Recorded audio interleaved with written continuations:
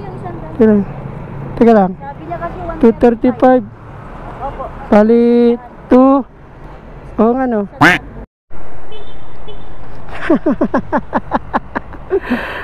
Bigla na ako natawa. Coincidence.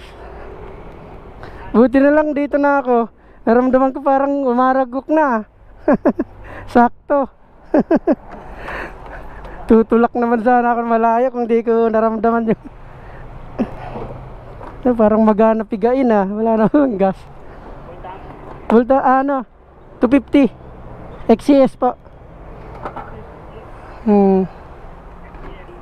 Muntik na naman akong madali dun ah. Napasarap yung maneho eh. Kaya di napansin na naman wala na namang gas. Ha? Layo ko pa, nasa Cavite ako na. Mahirap eh.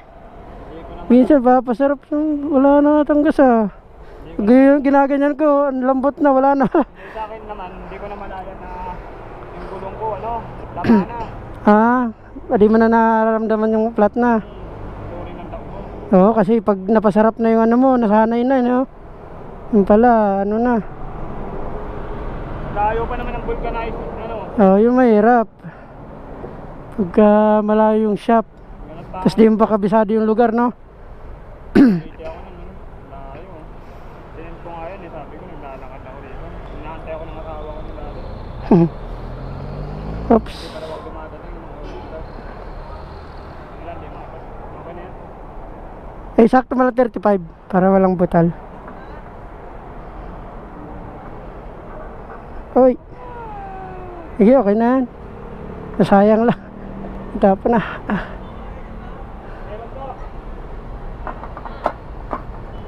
Ayun.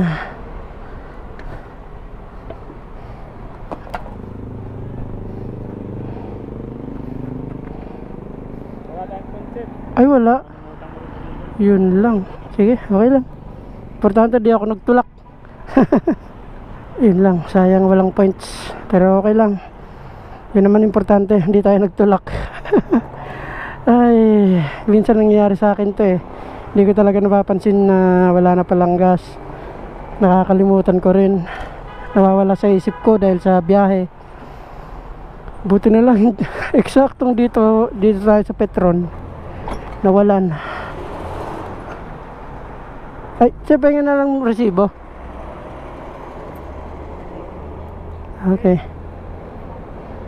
Yung resibo hindi pwedeng wala kasi i-refund natin yan sa ano eh, sa trabaho. Kailangan may resibo. Ano kita rin, sir? Apa, pa-resibo na lang. Uy, mali yung sukli, gagi. Ay, 135. Kulang yung isang daan. Teka lang. Sabi niya kasi 235. Opo. Bali 2. Oo nga no. Isang daan po. Di ko pa naman binilang. 135. 235. 40. Extra po, sir, extra. 50. Oh, tama. Oh, yung XCS yan. Walang resibong ano? Manual lang po, sir eh. Ah, sige, okay lang. Basta meron. Wala pala silang ano dito. Ito nga may nakalagay oh. Cash payment only, manual transaction. Asa? Thank you.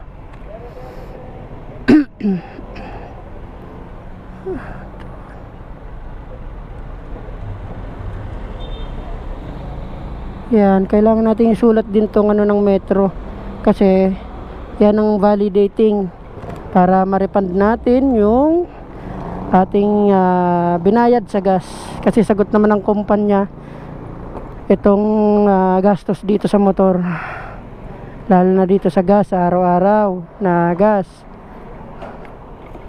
Okay, so ayan, thank you Lord at sakto naman naubos yung gas natin dito tayo na napadpad. Okay, tara, let's G.